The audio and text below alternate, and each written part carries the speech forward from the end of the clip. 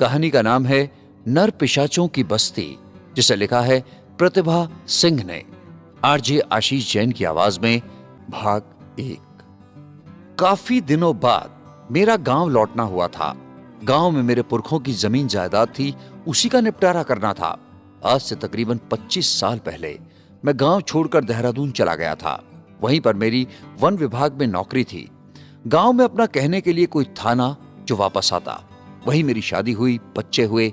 अब बेटी की शादी करनी है तो सोचा गांव में जो जमीन और घर पड़ा है उसको बेच के निपटारा करूं। गांव आते आते मुझे रात के 9 बज गए। गांव अब काफी बदल चुका था, इसलिए रास्ता ढूंढने में बहुत दिक्कत हुई। गांव काफी वीरान सा लग रहा था। शायद गांव में अब कम ही लोग रहते थे। वैसे भी अब गांव उजड़ ही रहे हैं। लोग नौकरी की तलाश में शहर जाते हैं और फिर वहीं के होकर रह जाते हैं। गांव का मुख्य रास्ता ढूंढने में तो ज्यादा दिक्कत नहीं हुई। मैं उसी रास्ते पर गाड़ी चलाता सीधा चल रहा था। इसी रास्ते पर दाईं तरफ एक बड़ा सा पीपल का पेड़ था, जिसे मैंने अपने बचपन से ही देखा था।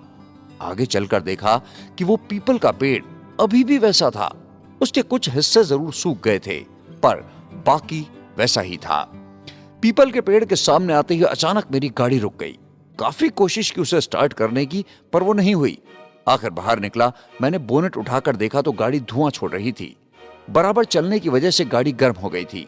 पानी की बोतल निकाल कर देखी तो खाली थी। गांव का सुनसान रास्ता, पानी कहां से लाऊं? समस्या थी। तभी याद आया कि पीपल के पेड़ की दाईं तरफ आगे जाके पहले कुछ घर हुआ करते थे। शायद अभी भी हो, जाके देखूं।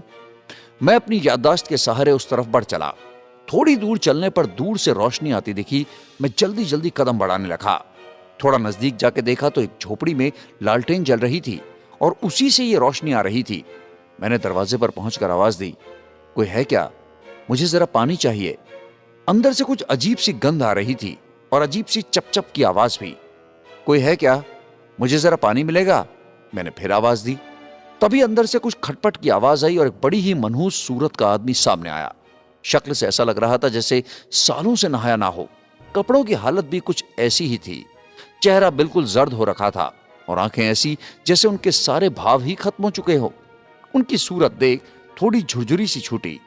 जी, मुझे जरा पानी चाहिए था। दरअसल मेरी गाड़ी रास्ते में बंद हो गई है। रुको, लाता हूं, वो सर हिलाते हुए बोला और थोड़ी देर में अंदर से वो एक हरे रंग की बोतल में पानी लेकर आया। पानी लेकर मैं धन्यवाद बोल चलता बना। आकर पानी गाड़ी डाल स्टार्ट की और आगे बढ़ गया। अब इस रात में अपना घर ढूंढना बहुत मुश्किल था और रास्ते में कोई भी नजर ना आता जो रास्ता पूछ लूं। तो किले पर जाने की सोची। दरअसल हमारे गांव में किला हुआ करता था, जहां पर पुराने राजा के वंशज अभी भी थे।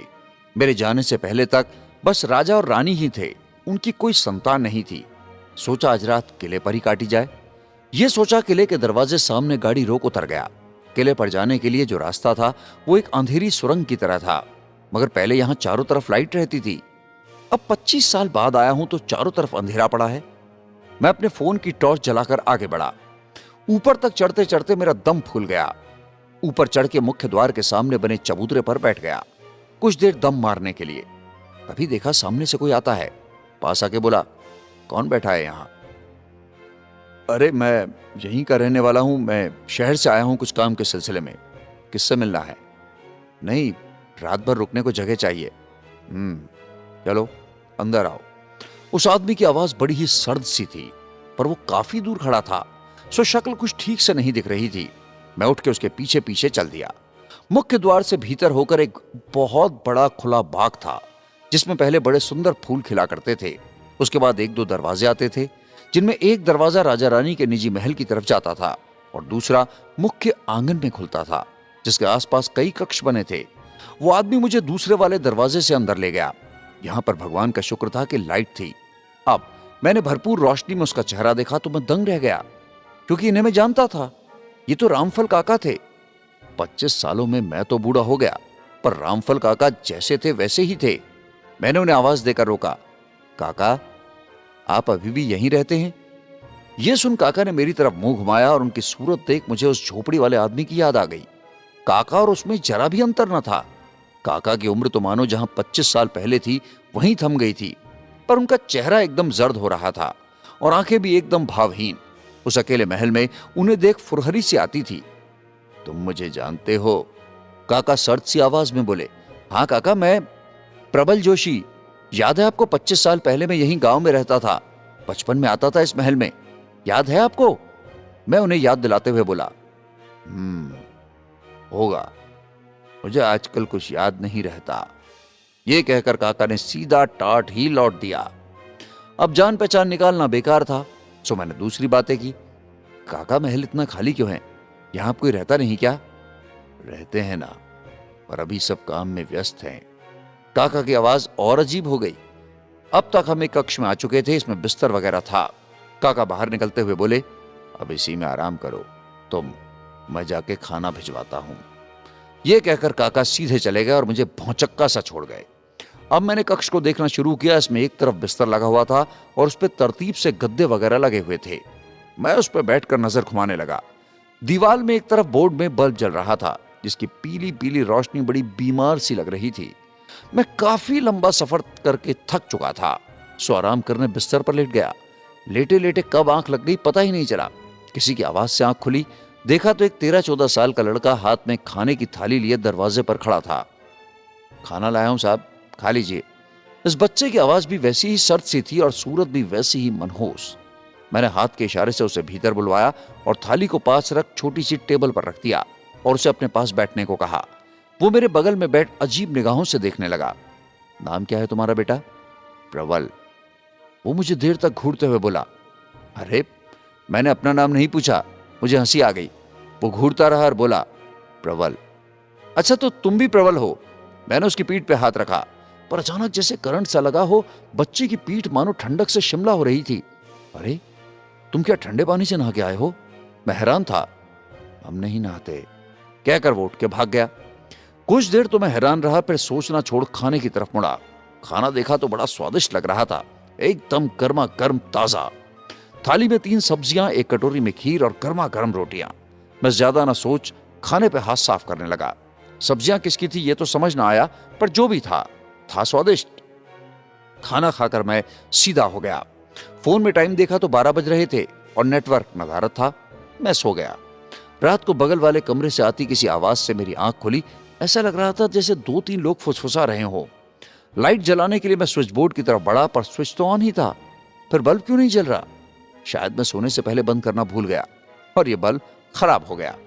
मैंने बिस्तर से फोन उठाया, बैटरी भी अब अंतिम सांसें गिन रही थी, पर फोन की टॉर्च ऑन करके देखा तो मेरे होश गुम हो गए।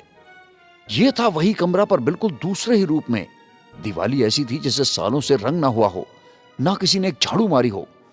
पूरा कमरा धूल से भरा, बिस्तर भी एकदम बदरंग था।